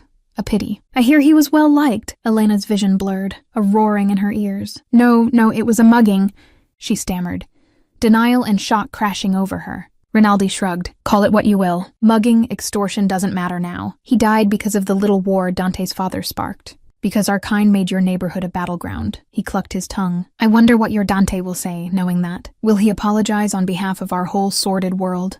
Or just use it to fuel his endless thirst for vengeance? Elena felt as if she might be sick. Tears burned in her eyes, but she refused to break in front of this man. Rage and grief welled in tandem. You killed him, she rasped. You killed my father. The coldness in her own voice surprised her. Nicolo must have heard the promise of hate there, because he watched her warily for a moment, then turned back around without another word. Elena fell silent, pressing herself into the seat. Shaking with silent sobs she tried to suppress. Her beloved papa, taken not by random fate, but by this man, for the crime of standing up to thugs. And by extension, because of the Mafia feud that had engulfed her city. The very feud Dante was part of. Her thoughts swirled in confusion and pain. A part of her wanted to condemn Dante too. Did his family's presence indirectly cause the circumstances of her father's death? He was part of that world, even if not personally involved in that incident, but her heart resisted blaming him. Dante was trying to shield her, not hurt innocence. It was men like Rinaldi, remorseless, power-hungry, who deserved her fury. And fury she had. It simmered beneath her fear, giving her strength. She glared at the back of Rinaldi's head, quietly vowing that he would not break her spirit. For her father's memory, for Dante's sake, she would endure. The truck sped on as dusk approached. They eventually turned off the main roads, climbing toward what looked like an abandoned monastery perched above a rocky gorge. Rinaldi's hideout, presumably. Elena braced herself. Darkness would fall soon, and with it, Dante would realize something had gone wrong. If any of her escort lived to tell, he might already know. Perhaps even now he was preparing to come for her as he promised. She clung to that thought. Dante would move heaven and earth to find her, she believed that. And when he came, Niccolo Rinaldi would learn just how dangerous love could be. For now, she steeled herself for captivity. She would not cower. She would fight in whatever small ways she could, even if only by denying Rinaldi the satisfaction of her despair. Her father's face flickered in her mind, the gentle eyes, the proud smile. She sent a silent plea to him wherever he was. "Papa, give me strength." As the truck rolled through the gates of the old monastery and armed men closed in around them, Elena Bianchi squared her shoulders and lifted her chin, preparing to face the darkness ahead.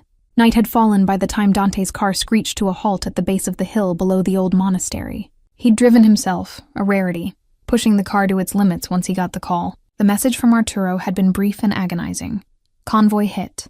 Elena taken. Dante's blood had run cold, then boiled with rage. Niccolo had moved faster than anticipated. The meeting invitation was a ruse. The real plan was already in motion. Dante had immediately mobilized what forces he could trust on short notice. He chose only a handful of men with unquestioned loyalty. Luca was among them, practically begging to come, determined to make amends for his earlier lapse. Dante agreed. He needed every capable hand, and Luca knew how much Elena meant now. They'd intercepted a faint tracking signal from one of the vehicles. Arturo had managed to trigger a silent alert before Rinaldi's men smashed the radio. It led them here, to this crumbling monastery that Rinaldi's clan had used as a stronghold before. Under cover of darkness, Dante and 4 of his men ascended the wooded slope toward the stone walls. Cicadas hummed in the brush, oblivious to the violence about to erupt. Dante's heart pounded with cold focus. Every fiber of him was attuned to one goal: get Elena out, alive. Anger at the betrayal, someone in his ranks had sold them out, would be addressed later. There was no room for distraction now. At a break in the trees, the monastery's outline came into view. Ancient stones and arches silhouetted against the night sky. A few lights glowed in high windows and in the courtyard where 2 guards with rifles stood by the gated entrance. Dante signaled silently. 2 of his men peeled off to flank the guards. A dull thwip of a silenced pistol and a muffled cry. One sentry crumpled. The other fumbled his weapon, but a dark figure, Luca, Dante noted, dropped from the wall behind and knocked him out cold with the butt of a gun. They slipped through the gate. Inside, the courtyard was overgrown, weeds poking through cracked paving. Dante recalled intel that a subterranean crypt connected to catacombs, a potential hideout or escape route. They had to be cautious. Rinaldi likely had at least a dozen men inside. As they moved toward the main chapel building, a shout rang out. A guard on patrol had spotted the fallen ones. "Allarme," he cried, raising his weapon. Dante fired first, the suppressor spitting a short burst. The guard went down, but the alarm was raised. From within, shouts and the stomping of boots echoed. "So much for stealth," Dante muttered, casting aside pretenses. "Go! We fight through." His men fanned out as figures burst from a side door, Rinaldi's thugs opening fire.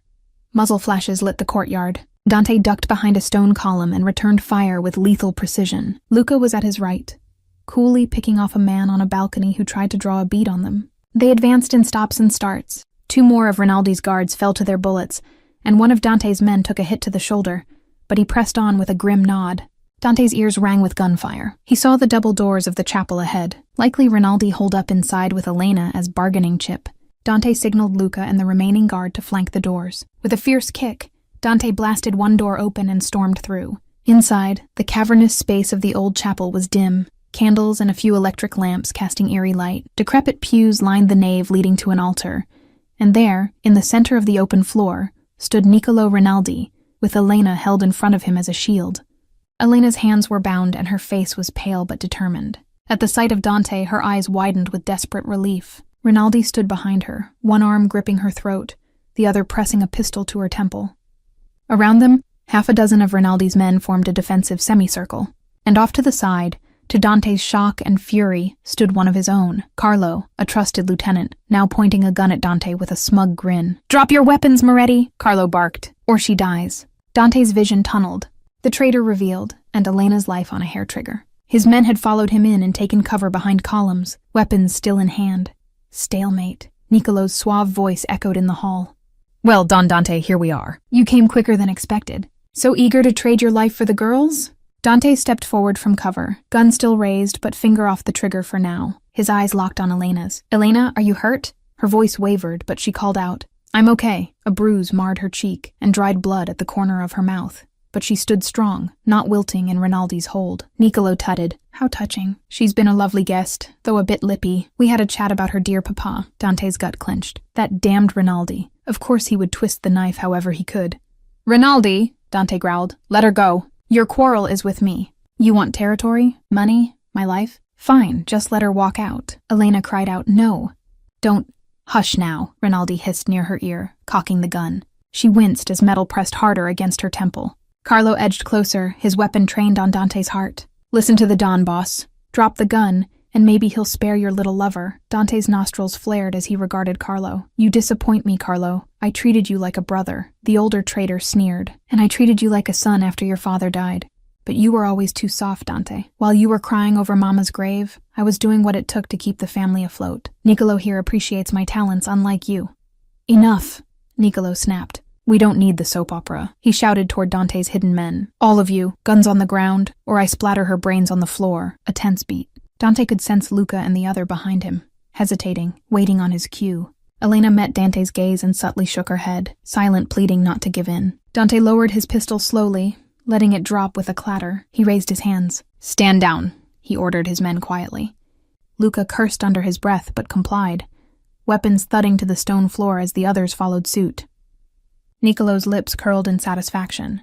"There now, that's better." He began backing toward the altar, dragging Elena with him. Carlo sidled behind Dante and kicked his fallen pistol far away, then relieved Dante of a second handgun at his ankle with a triumphant little laugh. Carlo prodded Dante's back with the barrel. "On your knees, boy." Dante glanced to see two of Rinaldi's men closing in to restrain Luca and the other Moretti guard at gunpoint. The odds were grim. Still, Dante knelt slowly, seething but outwardly calm. Elena's eyes brimmed with tears as she watched. "Don't hurt him," she begged, voice cracking. Rinaldi gave a dramatic sigh. "So much love. It warms the heart. But business is business, dear." He addressed Dante again. "I could kill you straight off, Moretti, but where's the art in that? I think I'll enjoy making you watch her die first. Poetic, no? The sins of father upon the son, the sins of lover upon the beloved. Some biblical symmetry in it." Dante's heartbeat thundered. His mind raced for any opening, any distraction. He noticed Elena's hands, bound in front, not behind. In Rinaldi's arrogance, he hadn't bothered tying them behind her back. Her fingers inched toward something at her waist. A small object tucked in her belt? Elena caught Dante's slight glance downward and gave the tiniest nod. Hope and dread coiled tight as a spring in Dante's chest. He had to keep Rinaldi monologuing a few seconds more. "You always did love the sound of your own voice." "Niccolo!" Dante spat, slowly raising one hand higher as if in fear. Yet it was a signal to his men, a subtle gesture they'd know. "Wait. Perhaps if you spent less time talking and more leading, your men wouldn't have defected to me over the years." Rinaldi's face twisted with rage. "I led fine until your upstart father tried to carve Naples in half. I'll take pleasure finishing the last of the Morettis." He steadied his pistol at Elena's temple, finger tightening. At that instant, Elena moved. With a cry, she drove her elbow back into Rinaldi's ribs and simultaneously lifted what she'd procured, one of the candles from the altar, now a flaming stub, and jammed it backwards into Rinaldi's face. Hot wax and fire met his eye. Rinaldi howled, recoiling. The gun wavered from Elena's head. In that split second, Dante exploded into action. He lunged up from his knees, grappling the barrel of Carlo's rifle, spoiling the traitor's wild shot. The boom of the gun echoed as a bullet chipped stone inches from Dante's ear. Luca seized the moment too. He dove for one of the fallen guns and fired at the thug guarding him, dropping the man. Chaos erupted. Elena scrambled out of Rinaldi's loosened grasp. Rinaldi, blinded in one eye by hot wax, fired blindly in rage. Dante, having wrested Carlo's rifle aside, landed a crushing punch to Carlo's throat. The traitor choked, stumbling. Dante ripped the rifle from his hands and without hesitation emptied 2 rounds into Carlo's chest. Carlo fell with a look of shock, blood blooming through his shirt. Dante spun just as Rinaldi regained sight of him. The older Don's face was contorted with pain and fury, his pistol swinging toward Dante and Elena, who was directly between them now on her knees. For a heartbeat, Rinaldi and Dante locked eyes over the barrel aimed at Elena. A predatory grin flashed on Rinaldi's burned face. He adjusted aim toward the back of Elena's head, intending to execute her out of pure spite. "No!" Dante roared. In 2 strides he was there, one arm scooping Elena and hauling her aside, the other bringing Carlo's rifle up. Rinaldi squeezed the trigger. The shot rang out. Fire seared Dante's upper arm. He'd caught a graze as he pulled Elena clear. Ignoring the pain, Dante leveled his rifle one-handed and fired. The bullet caught Niccolo Rinaldi square in the chest. The Don staggered, a crimson stain spreading on his fine suit. His pistol dropped, clattering on the altar steps. Niccolo looked down at the wound incredulously, then at Dante. His mouth worked, as if to speak, but only blood came forth. He collapsed backwards against the altar rail and slid to the ground, eyes glazing over in lifeless surprise. Sudden silence fell in the chapel, save for the ragged breathing of the living. The last of Rinaldi's men, seeing their boss down, either lay wounded or had thrown down arms in surrender to Dante's backup now flooding in from the courtyard. Dante stood panting, rifle still half raised, adrenaline coursing. It was over. Rinaldi was dead, the feud at last decapitated. But none of that mattered in comparison to the woman now clinging to him. "Elena!" Dante gasped, tossing the rifle aside. She had her arms, still bound at the wrists, wrapped around his waist from when he'd pulled her from harm. He gently took her shoulders, pushing her back just enough to scan her for injuries. "Are you hurt?" She shook her head quickly. Tears streamed down her cheeks, her composure finally shattering in the safety of his arms. "No, Oh God, Dante!" She sobbed and threw her arms around his neck. He crushed her to his chest, wrapping his good arm tightly around her trembling form. Every ounce of fear, anguish and relief poured out as he buried his face in her hair. "I've got you," he murmured hoarsely. "It's all right. I've got you." They knelt there amidst the carnage, holding each other as if nothing else existed. Dante closed his eyes, breathing her in, silently thanking every power that be for getting her out alive. After a long moment, Elena leaned back enough to touch his face. Her fingers traced over a bruise on his cheekbone he hadn't realized was there. "You're bleeding," she said, noticing the streak of blood on his torn sleeve where the bullet grazed him. "It's nothing," he assured, covering her hand with his. The cut on her lip and bruise on her face ignited his protective anger again. He brushed a thumb over her split lip tenderly. "I'm sorry I let this happen to you." "I'm so sorry, Elena." She shook her head, fresh tears falling. "It's not your fault. You saved me." Dante's throat tightened. There was more, though. He had heard Rinaldi's taunt about her father. He felt Elena deserved the truth, and an apology for that too, even if it wasn't directly his doing. "Rinaldi, what he said about your father," Dante began quietly, guilt-laden in his tone. Elena sniffed, swiping at her tears. "He told me the truth, that his men killed Papa because he refused to pay them, because of this stupid war." Agony flickered over her face, and Dante gently cupped her cheek. "Elena, I didn't know. If I had—" His voice broke. "My family, our fight, we caused so much pain. Your father should never have—" "Hush," she whispered, placing 2 fingers over his lips. "This wasn't on you. You were barely an adult yourself when it happened. It was on Rinaldi and those like him." Her eyes searched his earnestly. "You're not like him, Dante. I know that now. You would never hurt an innocent." Emotion clogged his chest. That she could look at him, blood on his hands and all, and still see a good man. It humbled him beyond words. Elena managed a shaky smile through her tears. "You've proven yourself to me, Dante Moretti. Today, and last night, and everything. You're the man who risked everything to keep me safe, not the one who ruined my life. Please don't blame yourself for what he did." Dante drew her into his embrace again, pressing a kiss to her temple. "You are incredible," he murmured. "Do you know that?" She gave a faint laugh that hitched with lingering sobs. "All I know is that I never want to be apart from you again. I thought I'd lost you. I thought I'd never get to tell you." She trailed off, suddenly shy. Dante pulled back slightly to look at her properly. The flickering candlelight danced in her warm brown eyes that held such unwavering trust in him now. He realized how close he'd come to never seeing that trust again, and it spurred him on to speak from his soul. "Elena, He took a breath, his voice turning thick. "You once asked me what I wanted. At first I thought it was just your coffee, your companionship, but it's so much more. I want your happiness, your safety. I want you, il tuo cuore, la tua anima, your heart, your soul, because you already have mine." A soft gasp escaped her lips. Dante gently brushed back a strand of her hair, his hand trembling ever so slightly. "I love you, Elena," he said.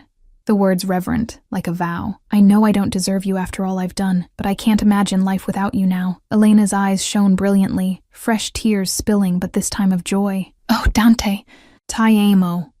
Her voice was sure, even as it quivered with emotion. "I love you. I think I started falling in love the moment you stormed into my cafe and demanded to know who made your coffee." She let out a watery chuckle at the memory, then her expression grew serious. "You might be a little overbearing at times, Don Moretti," she teased softly, "but you have a good heart. You just needed someone to remind you of it." He couldn't hold back any longer. Dante leaned in and captured her lips with his.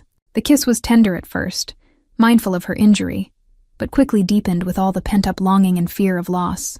Elena responded fervently, her bound hands clutching at his shirt. The world around them, wounded men, echoing footsteps of his soldiers securing the area, fell away. In that kiss was a promise sealed, to stand by each other, to heal each other's wounds, to forge a new path forward out of the darkness. When they finally parted, both breathless, Dante rested his forehead against hers. "From now on, only sweetness, no bitterness," he whispered, referencing her lavender coffee that started it all. She smiled radiantly. "Only sweetness," she agreed, and for the first time in as long as she could remember, Elena felt truly safe. Several weeks later, the late autumn sun cast a golden glow over Naples, warm for the season. At Café Bianchi, the morning rush had ebbed to a pleasant hum of conversation and clinking cups. The cafe had reopened just a week ago, to the delight of the neighborhood. Rumors had swirled about Elena's sudden disappearance and miraculous return. She offered a simple story of being called away for a family emergency. The regulars welcomed her back with open arms, none the wiser to the dramatic turn her life had taken. Elena stood behind the counter, expertly finishing a cappuccino with a flourish of latte art, a heart, something she found herself drawing quite often these days. As she served it to an elderly couple, the door chime jingled. In walked Dante Moretti, though to a casual observer he was just a tall, handsome man in a crisp white shirt, sleeves rolled to the elbows, far more relaxed than he'd once been. The entire cafe seemed to brighten at his entry. Perhaps it was just Elena's perception, but she swore she saw even the dour old men in the corner smile a bit when Dante greeted them. He made his way to the counter. "Buongiorno, amore," Dante said, voice low and affectionate. Elena felt a delightful shiver at the term of endearment. "Good morning. The usual?" He leaned on the counter, pretending to consider. "Actually, I've had a craving for something special." His eyes sparkled playfully. "Who's the barista on duty? I hear she makes the best coffee in all of Italy." Elena grinned, playing along. "That would be me, sir." Dante feigned surprise. "You? Well then, I'll have whatever won your heart." He winked, and she laughed softly. It still amazed her, the transformation in him. Not that Dante wasn't still formidable when needed. He'd spent the last weeks decisively dismantling the remnants of Rinaldi's operation and rooting out betrayal within his own. But true to his promise, he'd done it swiftly and then set about legitimizing aspects of his business. He confided in Elena that he was working on an exit strategy from the more nefarious dealings, installing trusted allies to manage things under a strict code that forbade harming innocents. It was a work in progress, but he was determined, for her, for a chance at a life not mired in constant bloodshed. Today, though, he was just a man in love coming for his morning coffee. Elena began to brew an espresso, adding her signature touches. As the rich aroma filled the air, she glanced at Dante, a faint scar now cut through the skin of his upper arm where the bullet grazed him. She'd kissed that scar often, a reminder of how close she'd come to losing him. Her own bruise had faded, and with it the nightmares of that night began to lose their grip. Each day that dawned peacefully was a gift she didn't take for granted. She finished the special espresso and set the cup before Dante. A delicate swirl of foam decorated the top, emanating hints of cinnamon and lavender. He inhaled appreciatively. Instead of reaching for the cup immediately, Dante reached for her free hand, intertwining their fingers across the counter. "Thank you," he said quietly, though the word carried a wealth of meaning. "Thank you for this coffee, for this morning, for this life we are building." Elena squeezed his hand. "Always." Dante lifted the cup and sipped. His eyes closed as the familiar taste bloomed on his tongue. When he opened them, they shone with emotion. "Marry me, Elena." She blinked, certain she misheard over the buzz of the cafe. "What did you say?" He set the cup down, came around the counter in 2 strides, and to her astonishment and the delight of a few onlookers, got down on one knee. He held her hand to his heart.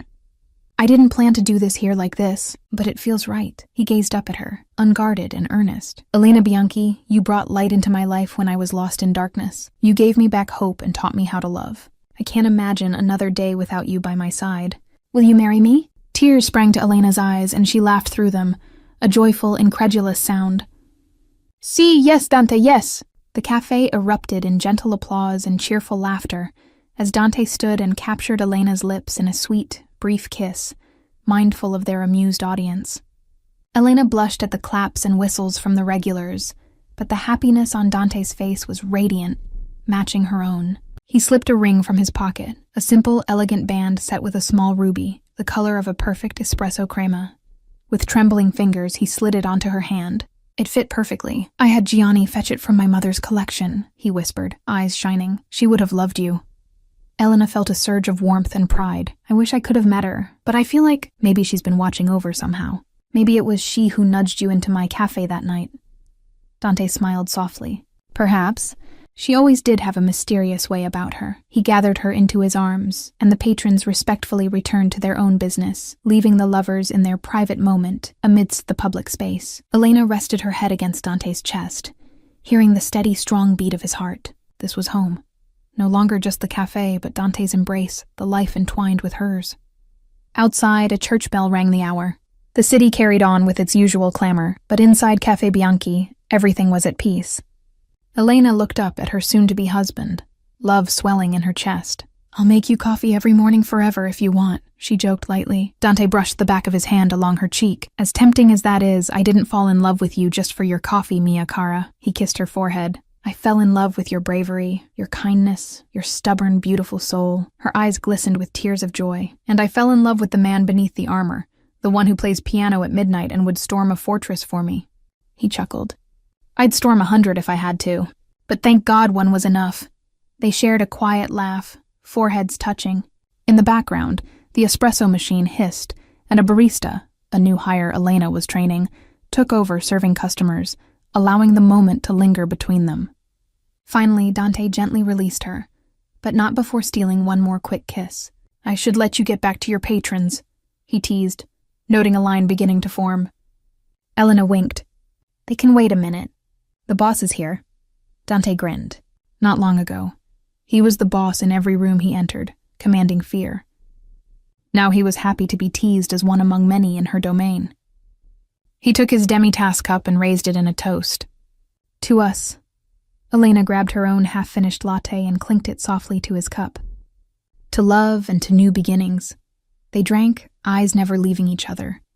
The taste was sweet and warm, lingering on the tongue like a promise fulfilled. Dante set his empty cup down, satisfaction evident. "Who made this coffee?" he asked in a playful whisper, echoing the words that started everything. Elena leaned across the counter, her smile luminous. "I did," she replied as she had that fateful night. Dante reached out and caressed her cheek with the backs of his fingers, a tender reverence in his gaze. "It's perfect," he said, and he wasn't just talking about the coffee. In that simple morning ritual, two souls meeting over a cup, both Dante and Elena knew they had found something rare and precious. Out of danger and darkness, they had forged a bond unbreakable, a love that was as rich and bold as the finest Italian brew, with just enough sweetness to make life worth every sip. Together they would savor it, one day at a time for the rest of their lives.